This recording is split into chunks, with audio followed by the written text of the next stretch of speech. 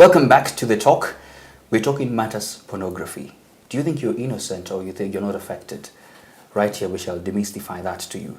Just before we start to get to the addictions levels, I want us to have a look at the image that is just being portrayed right now on your screen. Gentlemen, I want us to comment on that image. This is Gado, the cartoon, and it's trying to depict what we are seeing on our screens. What do you have to say about that? Basi, maybe you could start. Actually, if you look at that, you definitely see the man in the final or whatever picture. Yes. He's received more content that is not the intended content. No, and that is what men are wired, how we are wired. Yes. I keep warning young girls that even though you want your swag, you know, my dress, my choice, yeah, it's a nice tagline, yeah, for you an individual in your room. Yeah. But the moment your choice becomes my excitement, it takes me somewhere. Yeah. Men are very visual. Wow. I only need to see a stove and the food is ready. There's no story on top of it. And so from that clip alone, I'm seeing from the first clip, or whatever tagline, I can see a development. I'm waiting now for the bedroom scene.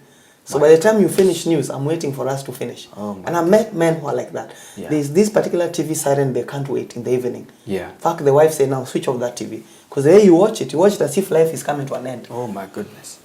Just put it that. You have seen it as well. Yeah, I've seen it. What I would say is more of like, it's not now about the news.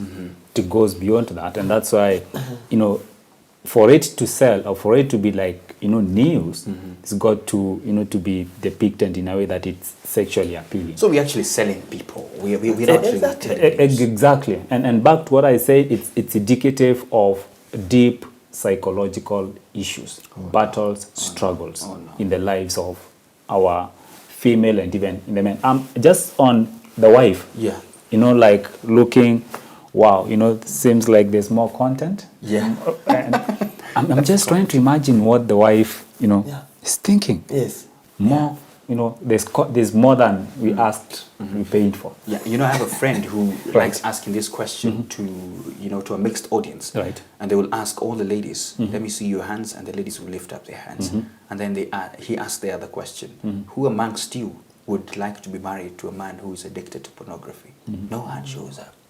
That means that they also identify this is actually a serious problem. Yes. Now, speaking about that, I think I'll start with you, Mike. Right. How does one get to know that now they're getting addicted to this? It's more of like steps. One would be the problem is there and you're doing nothing or little about it. So like you're consuming this without... Yes, that's when you get to you're have a constant buyer of the Friday. It's there, it's there, and you're doing nothing. That should tell you you're getting into trouble. And maybe number two would be when you give reasons, false reasons in this case of continuing to do this. More of like justifying and saying, I'll get off it, it's okay as long as I'm not, you know, in the actual, you know, act of maybe sex, it's okay. That's, right. Those are two things, Basi kuna wale majama wa mtaa. You know those guys who just put some very nice big poster in their room, and you could tell that's another image, is it? Or some guys, if you go to their phones, they you know one time, in fact, maybe just before you address this, I asked guys, you know, everybody exchange your phones with each other, just show the passwords, you know, and let's just peruse on your gallery. And guys were freaking, you know, they don't want to talk about it. The browsing history. Yes. Do you have something? Have you experienced this with guys who have this particular content? It becomes actually, you reach a point, if I tell someone is addicted, the moment they become defensive. Like now we are talking about this topic. There are people who will dismiss us. And so there are 4 ways people react to their sexuality. Some people deny it. Some people deny that they have a sex urge. Now, to deny our sex urge is a lie. God gave it to us to drive.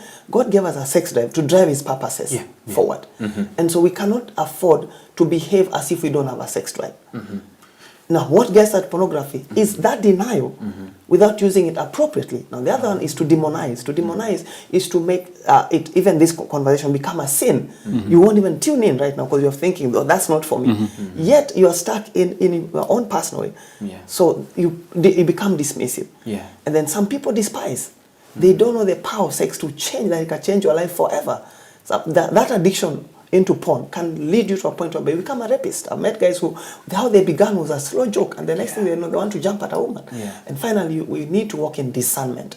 I hope that this conversation will bring the final D. I call it the 4D approach. Can we discern that the moment I joke with my sex drive and become it something that is on sale, I can be used as a TV siren to capture a man who I will not give the sex at the end, but who goes and looks for a way to fulfill it. Can we walk in this? You know, speaking about that, I mean, I have, and maybe you would help me confirm this, that men who are addicted to pornography even lose the desire to have a partner with them. Exactly. Good. Maybe you could just speak it there. It would call it porn-induced erectile dysfunction. Hey. What that means is, yes, because of exposure to pornography. What happens, a lot of chemical changes take place. One thing that would happen is desensitization. You become less sensitive, and that's why when you start with soft pornography, it's not that deep. But when you get into hardcore pornography, it affects, a part of your system that is concerned with sexual pleasure. It's just like if you open your eyes and look at some bright light.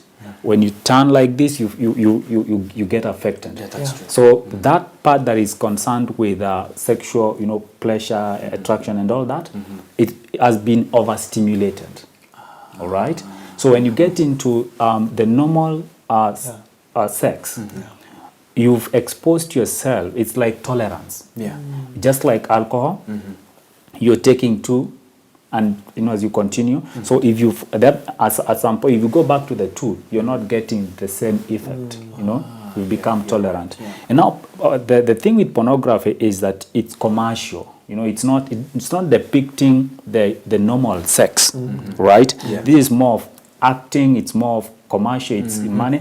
And I just want to say that there are many sites, and I don't know how true this is, but I found out that the pornography industry generates a lot of income, more than the National Football League and the NBA combined. That's what I was saying.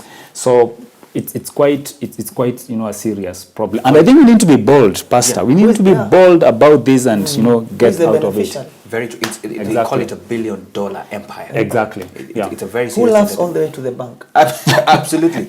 You see, at the expense of the society. Exactly. And before we get out of that, it's more of like people are being paid for this, so they are going to do it to the best, record to the best to make more money. Maybe you mentioned something about being bold. Honestly, I recently met a client who walked in my office and said, I went to a barber shop in my neighborhood. I just saw a signage, a spa. Walked in and asked, can I get a massage and whatever, and the barber shop. I was shocked that it's not a barber shop. The guy was ushered in into a brothel in the neighborhood. And we have these spas being advertised on the roads at all night, over the every place. night. I'm telling you. Exactly. The guy was very shocked. You say he ran out for his dear life. The wife was in the car. Right. He has come from a trip. He's been away. Couldn't shave when he was abroad. So let me get her into this spa and get her. Innocent spa. Yeah. He was shocked. I have seen those. there are guys standing on the roads advertising this, and we shall have that subject sometime discussed here because it's a brothel. So someone is actually in business with our innocence. Yeah, maybe Pasi could mention. That's one of the effects where people lose the desire, the normal desire that they have been inclined to. What are the other effects that we have of these guys? That are addicted or even get into the trap, so that we can warn them in advance.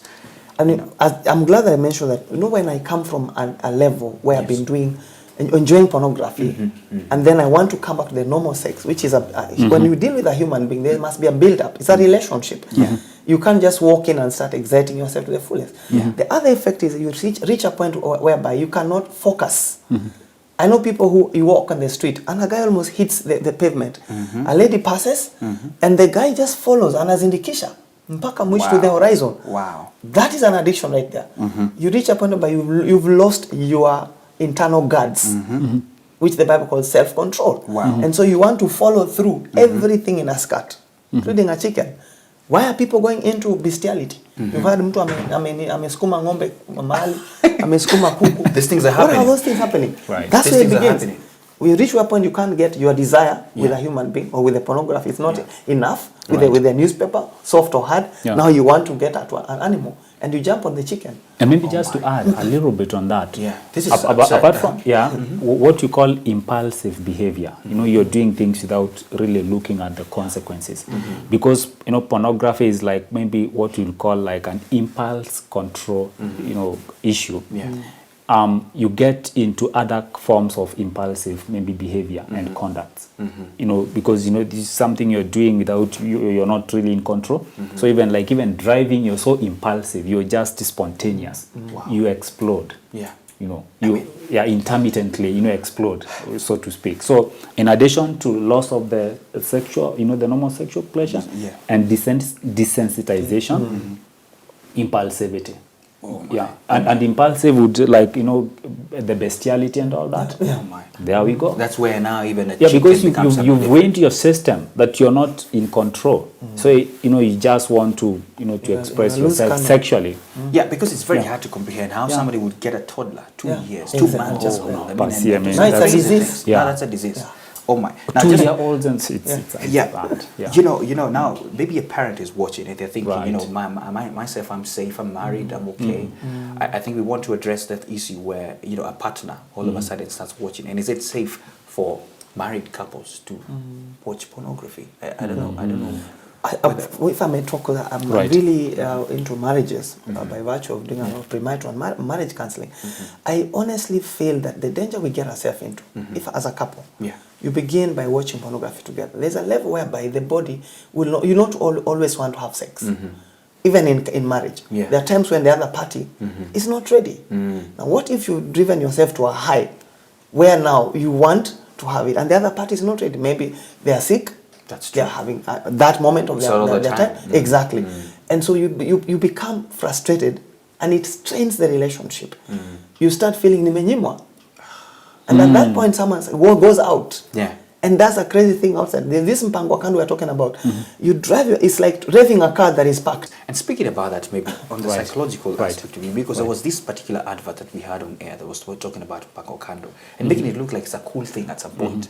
I don't know, does that also have an effect to the innocent minds that are watching, even the innocent married couple that is watching, to even be geared towards those directions? It's more of like changing definitions. You know, like you're giving it a new name, and you're making it look better. You're making it look less maybe harmful, and it's dangerous. It's explosive. Okay. Let's talk about kids. You know, parents buy them digital, you know, very nice smartphones and the rest of the things. And, you know, we have seen this particular campaign. Of course, we have the apology of the CK representative coming in here. We even have this Be the Cop campaign going all around in all media houses. You know, talking about that, should parents be worried when they're buying these particular phones to these kids? And is just the adverts that we're seeing enough? Because I know you cannot be there all through to watch what your kids are doing. You know, I don't, maybe you could start addressing that. What is happening is alienating children from parental, you know, control and influence. Some guys, you know, say it's called the Church of Satan. They would want to take young people, bend their thinking, alienate them, separate them from the authorities. And what is happening is, as parents, we just, you know, innocently buy, and we are not like keen on what happens. But then we call them purveyors. You know, like you know, they are targeting the young generation through the gadgets. So the thing is, we need to not, you know, just be silent, but be concerned with what is happening with you know, in the life of your, you know, young ones. Monitoring and even having, you know, discussions, you know, on what that means, because they are innocent, but they are being exposed, to that. Pasi, how do you control I this? think as a parent, I'm a father of 3, and if there's something I've noticed, I actually determine what kind of stuff my children, if they touch that phone and they want to play a game, for example, it must be around. I must be around there when that game is being played. Some of us, because you are busy, you want to do your own thing. What are the ages of your kids, maybe? 9 years, 8 years, and 4 years. Trust me, I see them. They have this love for my phone. It will start with a mere game, but when you're busy, lost in whatever you're doing, it has moved from the innocent game they were playing to something else. And I've met parents who are saying, I did not know my 5-year-old son actually was stuck watching this stuff, this pornographic content, right on my phone. Until when you go later and something pops up, what is this? Because we are sometimes, with the nature of our life, you're so busy, you're tired in the evening, and you just give their phone to play their normal game, but you don't know what exactly. So we must be able to find a way of ensuring that those gadgets, we can lock some of those things. Especially when the internet is free and we go on and they can get anything. That curious mind, the moment when it gets started, the farther you go, the farther you go, the more you want to go into it. And that person, if I get a child, an 8-year-old, 9-year-old hooked, they'll be in here for a while. Maybe just to add a little bit, not just the children, but also parents are doing this. They're watching. And the children at some point will sneak in and get to know daddy is watching this. It could be right. And when daddy is away, you get into this. He's endorsed it actually. You know, some people will say, you know, I don't want to, I want to look cool, you know, I don't want to miss in some series that are coming up, you know, this Game of Thrones, you know, some very nice things, but have some particular, you know, scenarios that I want to force forward. Are these red lights passing? Are they red lights? No, the moment you start saying, I don't want to miss out, you see already that's called a crowd mentality. And that is what, for me, that got me into pornography. Wow. The real thing was, I don't want to be left out. You know, it's called the locker room talk. In my boarding school, boys, when you come to the guys and say, hey man, well, you know, I'm saying, I'm a baby, you know, you start discussing, and you want to be in the center of the conversation. And some of us who are extroverts, you want to be the one with the content. So you get in so that you have content for the discussion. But you're forgetting, when you get hooked, you're alone. And so that's where I think we need to be very careful. Let's not just be in the crowd mentality thing. Have a personal value. Wow. I just be bored. Just post it at that. I want to read something that a gentleman called Abuk Brian on September 13th wrote in the paper.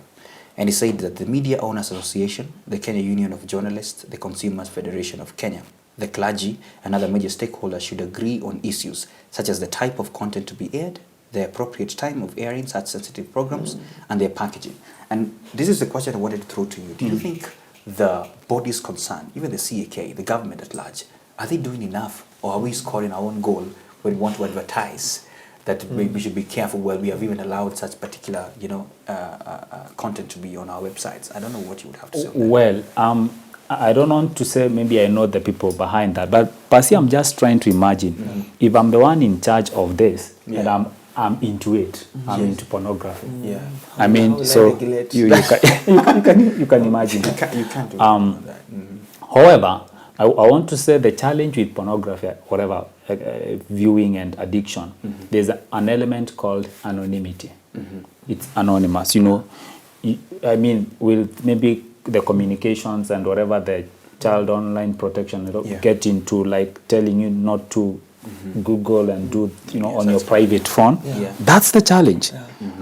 And so, I mean, well, they're trying and doing a good job, but I think we need to get into the root, because they will control maybe the media and the TVs and all that, and the films. Pastor, is this going to help, or what they're doing? Just or is it? This week, actually, I dealt with, my own son asked me a question. Daddy, what is a condom? That's the 9-year-old. There's this advert that presents a condom. It sounds like a movie promo. Very nice. And then towards the end is when you say, trust. So the guy is just thinking, okay, so he asked me innocently, family table, Daddy, what's a condom? I put it on Facebook and I was asking the guy, so what do I tell the guy? I was actually caught flat-footed. I didn't see it coming because he thought there must be a wonderful thing here. Something nice. Something nice. So he just want to know, can we get one? Maybe do we have a condom in this house? How it could add some life. For I was in the innocent mind. Very and so I must say that, honestly speaking, the content editors, there's a time when we are more keen in our media space, especially family time. Something is wrong. I need to say something is wrong from that experience. Because I'm actually trying to, this weekend, I'm building my research, and I've asked quite a bit. How do I present this talk in a way that he knows what a condom is and at what point he needs to engage with it? Because I know that's a question that maybe has had at school. So how can we help family time that we keep away some of these things from children who are so innocent? And imagine if I'm like me, I'm in the profession. That's what I talk about sex to people. But I was caught flat-footed with my own kid. I didn't know how to tell a 4-year-old about what is a condom. You know, speaking of that, I feel like we're going to some other levels. We just had the president launch condoms for schools, and those are the levels. We have been discussing this on another show. But you know, today is pornography, and maybe just to end the show, I would like, you know, there's somebody watching and saying, you know, I'm hooked up to this. I don't even know where to start getting out of it. It's a daily dose. You know, some people even don't function well even at work. They have to just take a few doses, get out, and it's like a drug. I don't know what would be. I know we would have a whole session of how to get out of this, and maybe we shall have this conversation again. But quick ones for somebody who's watching this show and saying, I need help. How do I get out of this? Maybe we could start with you, Mike. I would say number one, accessibility. Make sure that you remove or get out of, you know, situations where you access that. Number two, anonymity. Make sure that you're not, you know, all alone. Make yourself vulnerable. Don't be anonymous in regard to pornography, and that is important. And then finally, what you can't speak and talk about will continue to have power over you. The moment you begin to speak about it, you've started the journey of recovery. Right. My take, what worked for me? And make it personal. Yes. What worked for you? I admit. Right. When I know I am sick, I go to the doctor.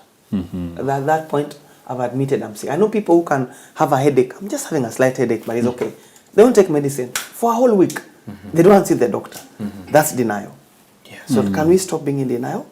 I'm glad this conversation is happening. I hope this is a starter for someone saying, if they can talk about it, I'm one saying, I was addicted to porn over 10 years and I came out. Well, I admitted that this thing is wrong. I need to come out. 2, accountability. The Bible says in Ecclesiastes 4:9-12, 2 are better than 1. For if one falls, the other one will help him up. The day I reached out to a brother, I remember this brother who I told, man, I'm struggling. I've reached a point where I'm about to actually do something crazy. I'm obsessed with sex and sex objects. Be it magazine, be it on screen, whatever, visual. This is getting out of hand. And a brother started telling me, honestly, even me, I've been through it. And he helped me. So he held my hand. And I found a place to outlet, air it out. Like brother said, when something is locked in, it grows, becomes stinky. When a wound is want it to heal, you open it, aerate it. So let's open up. Find another man and talk. Don't breed it inside yourself. It will be a festering wound. To kill you. Absolutely, absolutely. This conversation cannot stop here. You can tell there's a lot to talk about. And you know, you're there, you're either affected or you're actually addicted into such kind of things. You can always leave your comments and, of course, even ask questions on this particular platform that we have. Put it across for you on the screen. And so don't just die alone. That's the exact message we're getting here. Don't die alone. Expose it out. You know, get accountability. Don't be anonymous, as it has been put across, and all these other things that has been said. So that being said, there's a statement that says that you're as sick as your secrets. Don't die alone. Keep the conversation going. This is Right on the Top. We shall be having these more bold conversations right here on this station. So keep it tuned in until the next show. All the best, and thank you for watching.